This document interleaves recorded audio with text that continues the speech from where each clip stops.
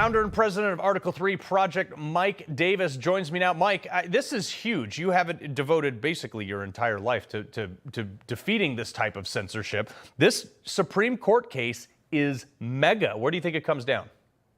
Well, it's tough to call. I mean, I think what these Supreme Court justices need to understand is that Google, Amazon, Facebook, and Apple, these trillion-dollar big tech monopolists, are not your typical private company. These are quasi-government actors. They get Section 230 immunity from the government. They get antitrust amnesty for decades. They get government contracts. You have government officials working directly with these big tech platforms to censor Americans. So it's not just like your typical business down the road. These are in a different category. And what Texas and Florida are trying to do is say to these big tech platforms is that you can't discriminate based upon viewpoints. Right. Well, even CNN is realizing that the magnitude of these cases. Listen to this.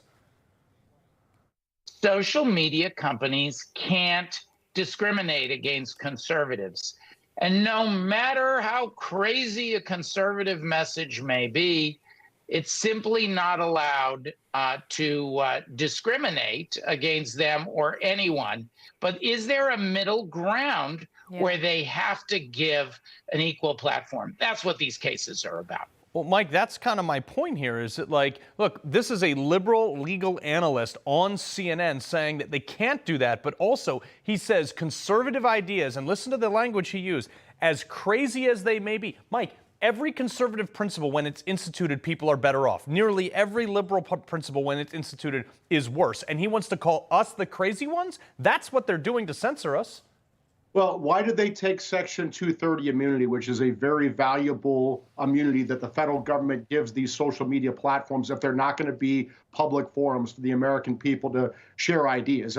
If they don't want to allow conservatives to share ideas on their platforms, they should not get Section 230 immunity. And I would also say we need to break up big tech. If Google had to compete against YouTube instead of acquiring YouTube, if Facebook had to compete against Instagram and WhatsApp instead of acquiring Instagram and WhatsApp, we would have a lot less censorship in this country because they would be competing for conservatives instead of trying to cancel conservatives. And so we need to get rid of Section 230 immunity for these big tech platforms that want to discriminate based upon political viewpoint, and we need to break them up. Yeah, but that's the problem, is getting them to give it up. I mean, you have to take it from them. They're not going to willingly give it over. But let's talk about how they've co-opted, Section 230 and specifically saying that, like, oh, you're conservative, lower taxes and not spending money on green dream garbage projects. That's dangerous speech. You can't say that because it's threatening us through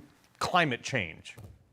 Yeah, they use the otherwise objectionable prong of Section 230 essentially to say that conservative viewpoints are objectionable, so we're going to kick them off the platform. And okay, if they want to do that, that's my point. If you're going to kick off conservatives, why should you get this government-sponsored Section 230 immunity? These are quasi-government actors when they take this Section 230 immunity. Well, and that was COVID, too. COVID was the greatest exposure of, the bias here when we now know many of the things they said, zinc, vitamin C, masking, vaccines not stopping the spread, all that stuff was flagged and you were kicked off these platforms for that.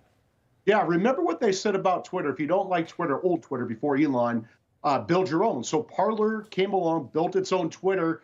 Google and Apple kicked Parler out of the App Store duopoly, and then Amazon kicked Parler off the internet. And it wasn't until Elon Musk made this horrific investment for $54 billion or whatever it was to buy Twitter to bring free speech. And he's a great man for doing that, but we should not have to rely on benevolent billionaires to enjoy free speech online in this country. So we need to break up big tech. Yeah, I completely, and Elon said he says, 50 whatever billion wasn't the price for Twitter, it was the price for free speech. So Mike Davis, appreciate your fight.